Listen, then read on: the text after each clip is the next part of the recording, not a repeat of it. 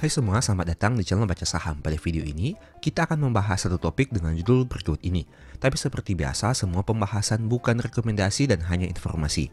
Ingat, kerugian kamu tanggung sendiri ya. Nah, pada video kali ini saya mau menampilkan satu artikel yang cukup menarik. Di mana dengan judul seperti ini, jangkau lebih banyak investor asing, Bursa Efek Indonesia pertimbangkan perpanjang jam perdagangan. Artikel ini saya kutip dari indopremier.com yang ditulis pada hari Senin 16 Juni tahun 2025. Bursa Efek Indonesia mempertimbangkan perpanjangan waktu perdagangan sebagai upaya terbaru untuk menarik investor asing menyusul aksi jual besar-besaran awal tahun ini. Otoritas bursa lokal dapat memulai perdagangan pada pukul 8 waktu Indonesia Barat untuk menarik minat investor Asia di zona waktu sebelumnya, atau berakhir lebih lambat pada pukul 5 waktu Indonesia Barat sore untuk menjangkau lebih baik para pedagang Eropa, kata Iman Rachman, Presiden Direktur Bursa Efek Indonesia pada hari Kamis 12 Juni. Perpanjangan waktu di kedua sisi juga sedang dipertimbangkan sebagai bagian dari tinjauan internal yang mungkin selesai dalam 3 bulan, katanya. Pasar saham Indonesia saat ini beroperasi 7 jam dari pukul 9 pagi hingga 4 sore. Perpanjangan waktu perdagangan dapat membantu meningkatkan volume perdagangan dan memungkinkan investor untuk menanggapi peristiwa global secara langsung. Jadi, ada tujuan melakukan perpanjangan perdagangan yang awalnya 9 pagi menjadi 8 pagi dan yang tadinya berakhir pada pukul 4 sore menjadi 5 sore. Kita tunggu saja untuk keputusan resminya seperti apa. Yang jelas menurut saya pribadi, dengan adanya sentimen ini dapat sedikit meningkatkan gairah dari volume perdagangan, di mana semakin panjang waktu perdagangan, seharusnya semakin banyak juga untuk transaksinya. Tentu saja kita berharap yang terbaik dari Bursa Efek Indonesia ini, dan dengan berbagai kebijakan yang dibuat oleh pemegang otoritas diharapkan bisa meningkatkan volume transaksi dan tentu saja diharapkan juga harga saham di pasar saham Indonesia bisa mengalami kenaikan dalam jangka panjang. Mari coba kita baca selanjutnya. Pertimbangan tersebut muncul di tengah kekhawatiran atas arus keluar asing dari saham lokal dan meningkatnya ketidakpastian global dan saat investor memperdebatkan keberlanjutan pemulihan baru-baru ini dalam ekuitas lokal. Jadi ini merupakan beberapa tindakan yang dilakukan oleh bursa untuk meminimalisir beberapa sentimen, yaitu kekhawatiran atas arus keluar asing dari saham lokal, meningkatnya ketidakpastian global, dan saat investor memperdebatkan keberlanjutan pemulihan atas ekuitas lokal atau pasar saham. Pasar saham memasuki pasar bearish teknis awal tahun ini sebelum bangkit kembali pada kuartal saat ini. Serangkaian kekalahan mendorong Bursa Efek Indonesia untuk menunda peluncuran short selling saham sehingga September. Bursa Efek Indonesia berencana untuk menerapkan short selling pada kuartal 4, asalkan mendapat persetujuan dari otoritas jasa keuangan, kata Rachman. Bursa Efek Indonesia juga berencana untuk memperkenalkan penyedia likuiditas untuk meningkatkan kedalaman pasar dan menciptakan nilai wajar untuk saham, dengan 13 perusahaan mendaftar untuk peran tersebut. Katanya, investor luar negeri telah menarik dana bersih sebesar 2,9 miliar US dollar dari ekuitas Indonesia sepanjang tahun ini, penarikan terbesar di seluruh Asia Tenggara pada periode tersebut. Menurut data yang dikumpulkan oleh Bloomberg, kehati-hatian meningkat atas prospek ekonomi Indonesia karena data perdagangan dan manufaktur terkini menunjukkan momentum masih lesu. Dalam tanda kurung Bloomberg.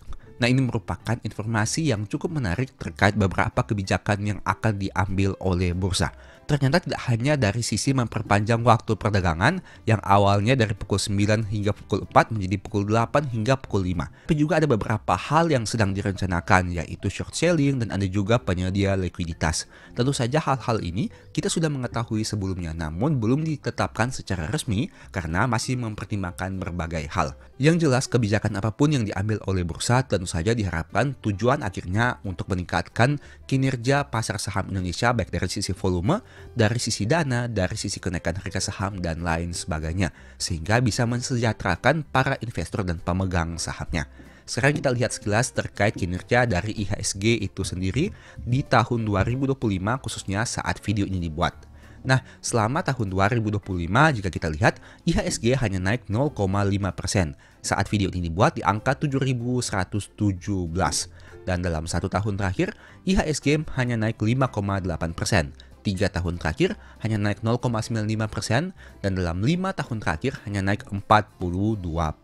Setidaknya ini merupakan data yang saya kutip dari aplikasi Stockbit.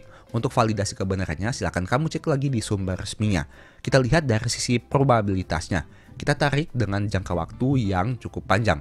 Katakanlah misalkan kita mengambil data 20 tahun terakhir. Nah, dari data ini bisa kamu lihat, IHSG sendiri ini sempat beberapa kali mengalami koreksi, yaitu pada tahun 2008 sebanyak 50%, tahun 2013 sebanyak 1,1%, tahun 2015 sebanyak 11,3%, tahun 2018 sebanyak 2,7%, tahun 2020 sebanyak 5,2%, dan tahun 2024 sebanyak 2,5%. Nah, tapi menariknya, jika kamu menganalisa data sejak tahun 2006 hingga tahun 2024, IHSG tidak pernah turun 2 tahun berturut-turut. Contohnya, seperti di tahun 2008 turun 50%, di tahun selanjutnya atau tahun 2009 naik 83%. Saat IHSG turun 1,1% di tahun 2013, di tahun 2014 naik 21%. Saat IHSG turun 11% di tahun 2015, di tahun 2016 naik 15%. Saat IHSG turun 2,7% di tahun 2018, di tahun 2019 naik 1,6%. Saat IHSG turun 5,2% di tahun 2020, di tahun 2021 naik 9,7%. Nah, pertanyaannya, bagaimana dengan tahun 2025? Mengingat di tahun 2024, IHSG sudah turun 2,5%. Apakah di tahun 2025 IHSG akan ditutup pada angka yang positif? Kita tunggu saja hingga data akhir Desember tahun 2025. Tapi setidaknya ini merupakan data IHSG dalam 20 tahun terakhir. Nah, tapi ada hal juga yang harus kamu ingat dan kamu ketahui. Jika kita menarik data yang lebih panjang lagi, ternyata IHSG sempat mengalami penurunan 2 tahun berturut-turut. Pada tahun 2000 dan tahun 2001, serta pada tahun 97 dan tahun 98. Sehingga tidak menutup kemungkinan IHSG juga bisa turun 2 tahun berturut-turut. Yang jelas bisa kamu lihat datanya di sini, IHSG tidak pernah turun 3 tahun berturut-turut, setidaknya sejak tahun 1997 hingga tahun 2024. Itu merupakan informasi dari IHSG secara keseluruhan. Bagaimana untuk saham-saham yang kita bahas secara spesifik? Kamu silakan saja melihatnya secara pribadi dengan mengecek satu persatu dari saham-saham yang menurut kamu menarik. Contohnya seperti BCA, yang mana tidak pernah turun 2 tahun berturut-turut untuk periode tahun 2004 hingga tahun 2025. Kita lihat lagi untuk BRI. Untuk saham BRI, tidak pernah juga turun 2 tahun berturut-turut sejak tahun 2003 hingga tahun 2024. Kemudian untuk Bank Mandiri, mari kita lihat untuk datanya. Bank Mandiri juga tidak pernah turun 2 tahun berturut-turut. Memang untuk tahun 2025 kita belum hitung karena belum mencapai data hingga Desember tahun 2025. Kemudian mari kita lihat untuk Bank BNI. Untuk Bank BNI ternyata pernah mengalami penurunan 2 tahun berturut-turut, yaitu pada tahun 2011 ke tahun 2012 dan bahkan 3 tahun berturut-turut pada tahun 2018, 2019 dan tahun 2020 dengan penurunannya di atas 10%. Ini merupakan informasi penting yang harus kamu ketahui. Kemudian ada saham ADRO. Mari coba kita lihat. Untuk saham ADRO, ternyata pernah mengalami penurunan 5 kali berturut-turut, yaitu pada tahun 2011 sebanyak 30%, 2012 sebanyak 9%, 2013 sebanyak 31%, 2014 sebanyak 4%, dan tahun 2015 sebanyak 50%. Untuk saham ITMG, mari coba kita lihat. Untuk saham ITMG pernah turun 3 tahun berturut-turut, yaitu pada tahun 2013, 14, dan 15. Saham PTBA, coba kita lihat secara sekilas. Untuk PTBA pernah turun 3 tahun berturut-turut, yaitu pada tahun 2011, 12, dan 13. Kemudian mari kita lihat untuk saham berikutnya yaitu UNTR. UNTR pernah turun 4 tahun berturut-turut pada tahun 2012, 13, 14, dan 15. Untuk saham TLKM, mari coba kita lihat datanya. Telkom pernah turun 2 tahun berturut-turut, yaitu pada tahun 2007 dan tahun 2008, tahun 2010 dan tahun 2011. Nah, itu merupakan beberapa pembahasan sederhana terkait IHSG dan saham-saham tertentu. Jika kamu ingin mencari saham yang menurut kamu menarik, silahkan coba saja melakukannya secara mandiri. Tapi disclaimer dulu, ini merupakan informasi dan tampilan dari aplikasi Stockbit saja. Untuk validasi kebenarannya, silahkan kamu cek lagi di sumber resminya. Semoga video ini bisa memberikan manfaat kepada kamu.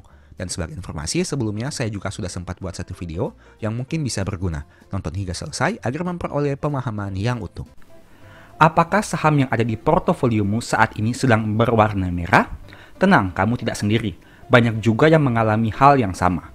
Floating profit dan loss merupakan hal biasa di saham, tapi hal itu akan menjadi luar biasa apabila sudah direalisasikan. Masalahnya, saat ini pasar saham kita sepertinya agak menggemaskan.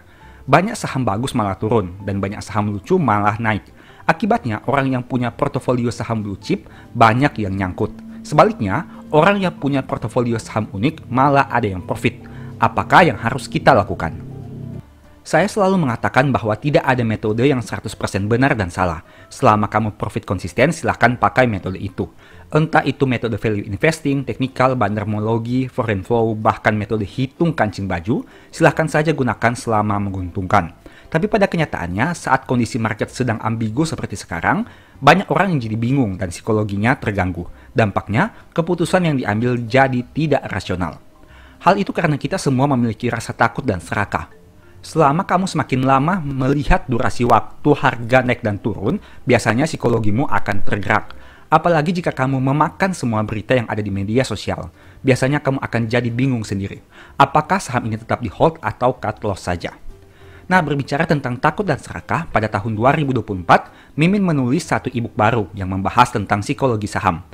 Diharapkan setelah membaca e-book ini, psikologi saham kamu bisa lebih aman. Detail pembahasan e-book bisa baca pada gambar di bawah ini, di mana membahas terkait beberapa hal yang bisa kamu lihat pada gambar ini.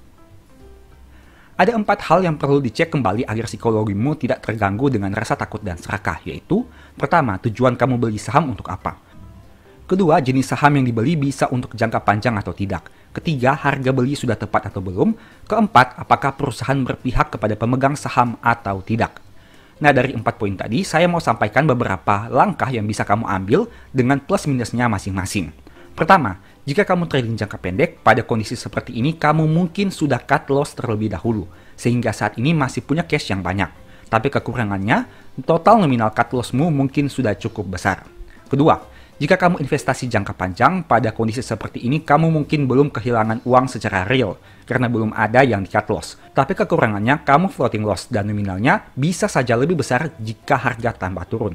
Ketiga, jika kamu dividen investor, pada kondisi seperti ini mungkin menjadi kesempatan, karena bisa beli saham bagus dengan dividen yield yang besar. Tapi kekurangannya, uang kamu sudah banyak yang berada dalam bentuk saham, sehingga cash yang dimiliki sudah terbatas. Terlepas dari plus minusnya, setiap orang yang merasa nyaman menggunakan metode yang menurutnya paling sesuai dengan profil resikonya. Ada orang yang cocok dengan trading jangka pendek, ada yang malah lebih cocok dengan dividen investing. Tidak ada masalah, selama kamu nyaman dan bisa hasilkan profit konsisten. Dengan kondisi market seperti sekarang, mungkin banyak dari kita yang psikologi takut dan serakahnya mulai terganggu. Ada yang mungkin takut berlebihan, tapi ada yang serakah berlebihan. Saya mau ingatkan kepada kamu bahwa segala sesuatu yang berlebihan itu tidak baik. Bagi kamu yang takut, ingatlah bahwa harga saham tidak selamanya akan turun, karena akan ada saatnya dia naik lagi. Jika saham yang kamu pegang itu sudah dianalisa dengan mendalam, dan kamu yakin telah membeli saham pada harga yang masuk akal, silahkan tunggu saja update kinerja terbarunya. Apabila perusahaan masih tumbuh, seharusnya harga saham juga akan mengikuti. Selain itu, kamu juga tetap menerima dividen setiap tahun sebagai uang tunggu. Jadi setidaknya, meski floating loss di portofolio, ada sebagian uang yang bisa kamu peroleh dari bursa, di samping harus bersabar menunggu kenaikan harga saham. Dengan catatan, perusahaan yang kamu beli memang bagus. Sebaliknya, bagi kamu yang serakah berlebihan, saya juga mau ingatkan bahwa harga saham yang turun bisa saja turun lebih dalam. Jadi pastikan money managementmu tepat. Jangan terlalu serakah untuk langsung all in atau membeli dengan jumlah yang banyak, hanya pada range harga tertentu. Antisipasi berbagai kemungkinan yang bisa terjadi, apalagi jika harga turun lebih dalam dari harga saat ini. Apakah saat harga turun 50% dari harga saat ini, kamu masih punya dana untuk tetap serakah? Atau jangan-jangan malah nantinya menyesal karena sudah beli terlalu banyak di awal.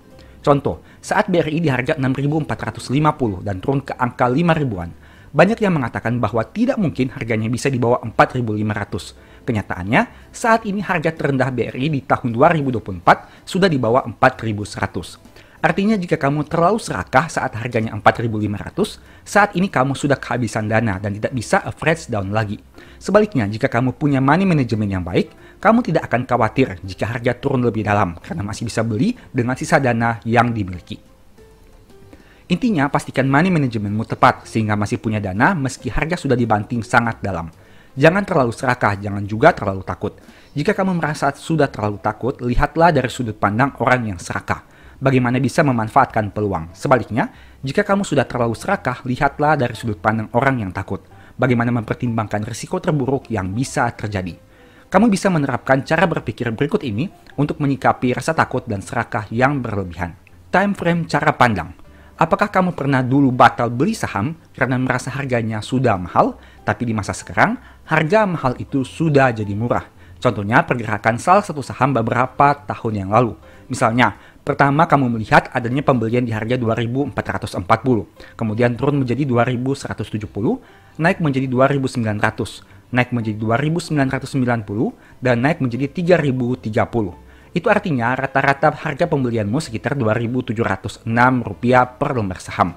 Nah misalnya, saat kondisi ini, kamu melihat harga saham naik hingga ke angka 3.500. Mungkin dengan time frame saat itu, kamu akan melihat harga 3.500 sudah cukup tinggi dibandingkan harga beberapa yang kamu lakukan pembelian. Entah itu 2.440, 2.170, 2.900, 2.990, dan 3.030. Tapi ingat, itu adalah time frame masa lalu. Bagaimana jika ke depannya harga saham malah akan mengalami kenaikan?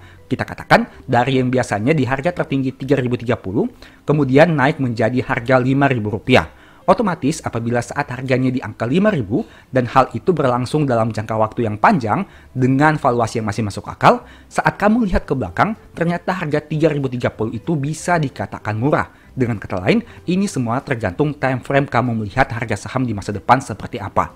Jika harga di masa depan naik, orang yang takut beli di masa lalu akan menyesal.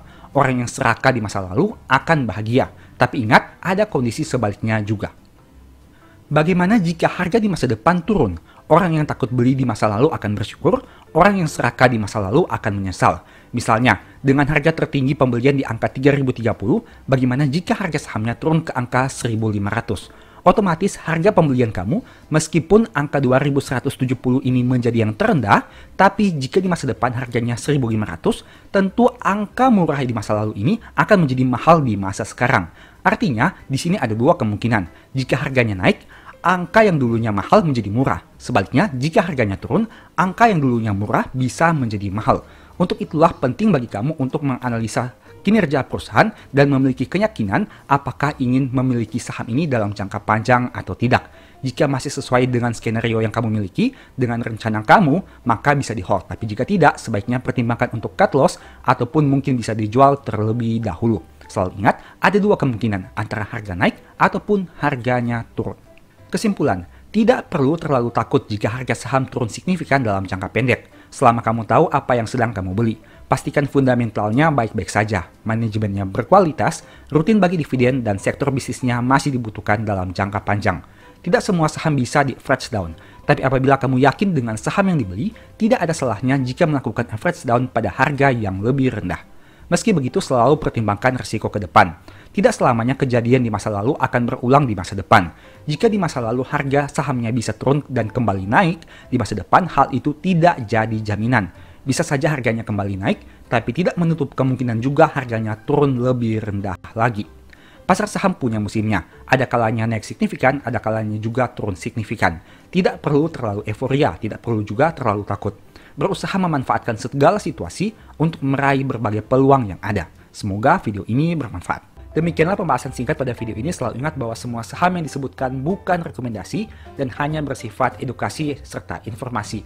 Mohon juga agar dapat mengecek kembali data yang ditampilkan karena bisa saja terjadi kesalahan pengetikan atau pengambilan data. Di video berikutnya ingin dibahas materi apa lagi? Tulis di kolom komentar ya. Sebagai informasi, berikut ini beberapa list ebook baca saham. Pertama, psikologi saham. Kedua, stock for living. Ketiga, strategi nabung saham. Keempat, the stock market. Dan yang kelima, cara cepat analisa laporan keuangan. Apabila tertarik, chat saja pada nomor WA yang ada. Sekian video ini, semoga bermanfaat. Thank you.